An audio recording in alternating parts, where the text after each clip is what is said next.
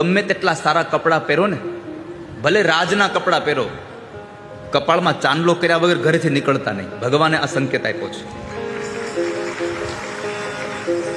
સનાતન ધર્મના આશ્રિતોને મારી એક પ્રાર્થના છે વ્યાસપીઠથી.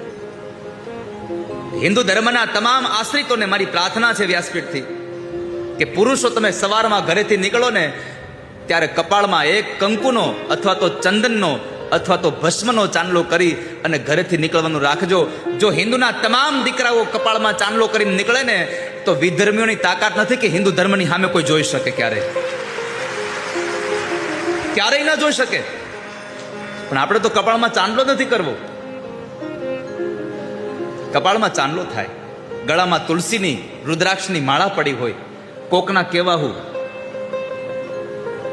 કપાળમાં ચાંદલો હશે ને ગળામાં માળા હશે ને તો યમના દૂતો પકડી નહીં જાય. કેમ? આ રસ્તા ઉપર કોઈ કૂતરા પકડવા વાળા મ્યુનિસિપાલિટી વાળા આવે અને જે કૂતરાના ડોકની અંદર પટ્ટો હોય એને પકડે નહીં. કેમ? એ કોઈકની માલિકીનો છે.